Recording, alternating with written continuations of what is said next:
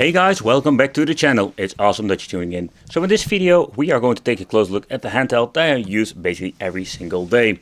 And this mean little machine, it's quite overpriced in my opinion. And nowadays, and maybe when you're seeing this video in the future, there will be so many different solutions when it comes to this device, the Moqi i7s. But first, let's clean the screen because it's very dirty.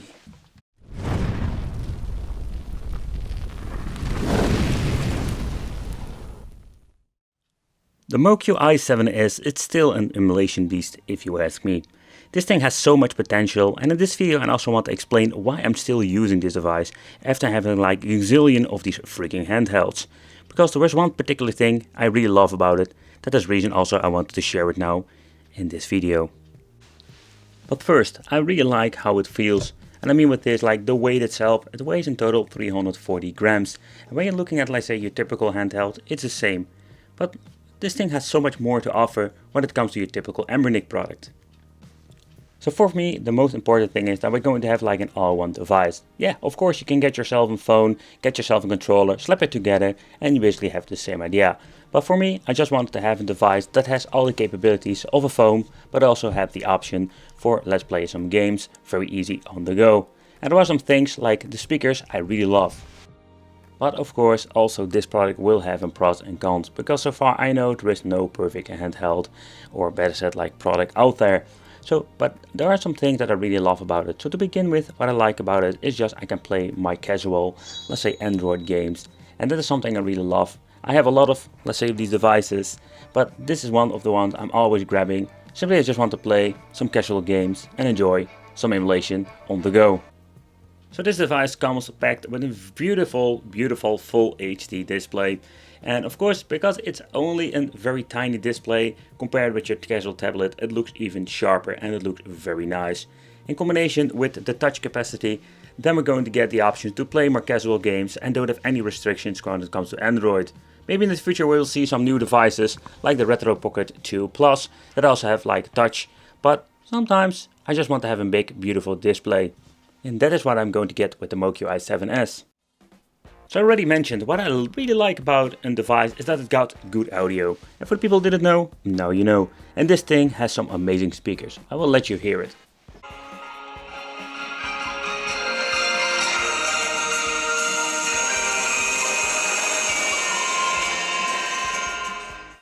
Okay, so it comes with a beautiful display and amazing audio, but there are some things that I don't really like. So let's talk about the first thing. So it's a very thin device, and the problem with this is like I need to put my hands in a very weird position, so it's not super comfortable to play for hours and hours.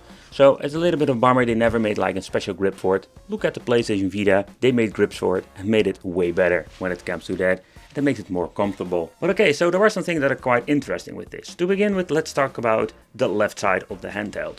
So with the Moqi i7s model, we're going to get touch. In this case, we're going to get a select button over here. Then here we're going to get ourselves the D-pad that is more like a clickies D-pad. It's kind of weird, you really need to get used to. Then we're going to get a nice high quality analog stick, but not like one with an L3 function. So that's a little bit of a bummer. Okay, so at the right side, then we're going to get the 4 buttons. Think about, let's say, the ABHY, let's just call it that. And the touch itself, it's like the same clickies, let's say the micro switch click.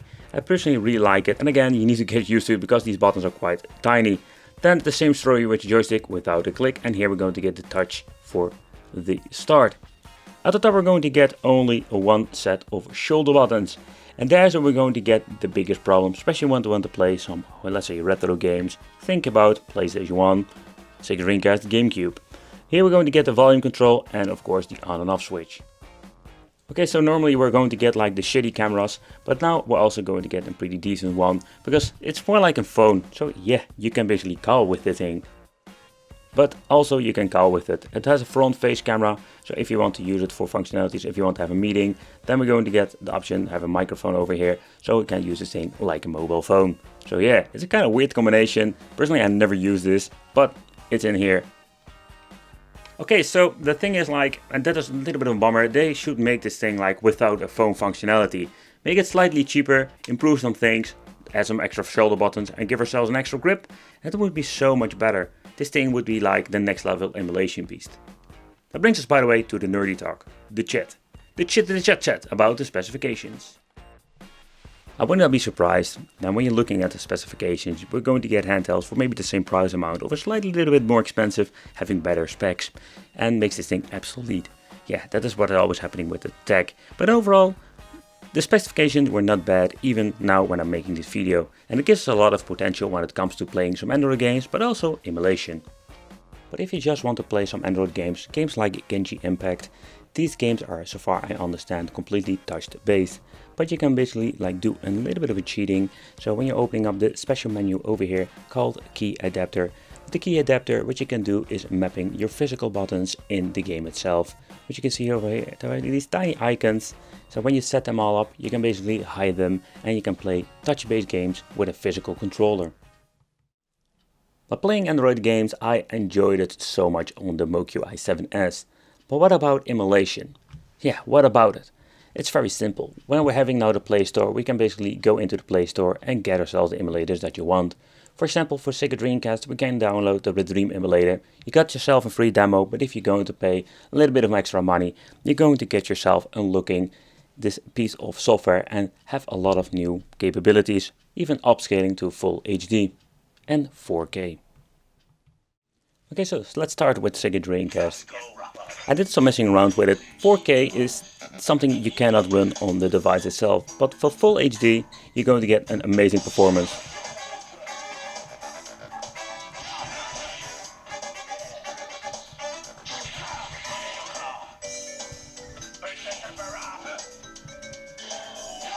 But one thing I noticed that you really need to get used to the controls itself. The D-pad is something I get used very fast. But the only thing I'm noticing, sometimes I'm bumping with my right. Well, so if you're going to play some Sega Dreamcast, and we're going to check out the more demanding games, it runs without any hassle. Dum dum dum dum. And I keep saying it, the audio is amazing on this piece of hardware.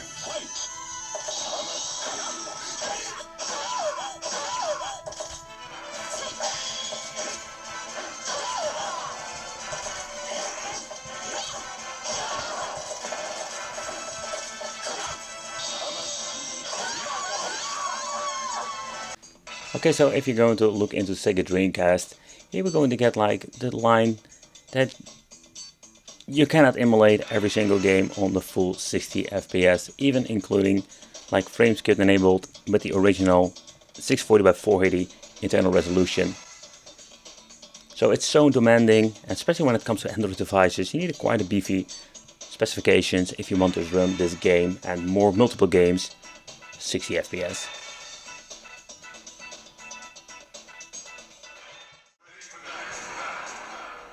So next up, let's try PlayStation Portable.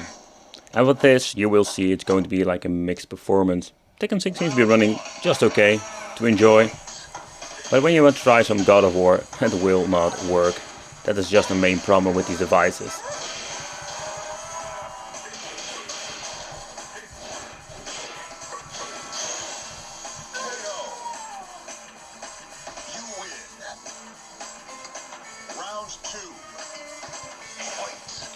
And it looks amazing on the Moqi i7s in combination with the perfect audio. But I was quite surprised to see that Wipeout seems to be running also very well. Because most of the time on Tekken 6 runs okay. And I mean with a couple of dips, Wipeout has a lot of issues.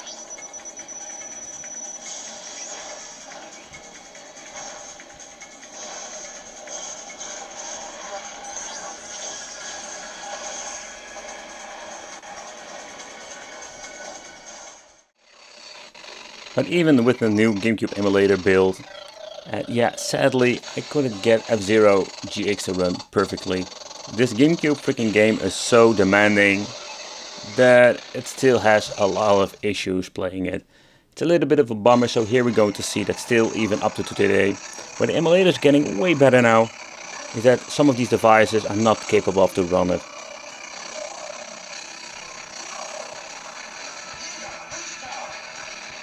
You can see it's getting there, it's becoming slightly better when I'm playing some games, but in my opinion, this is just freaking unplayable.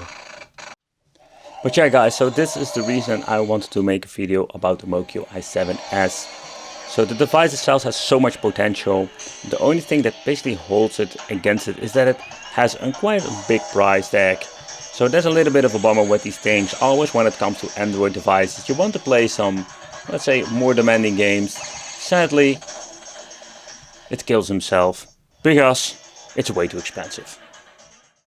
Okay, so where the competition is getting like improving the systems, Moqi i7S is in my opinion still the king. And the reason why, because with this Android capability we can basically play Android games and also like having some fun with some emulation.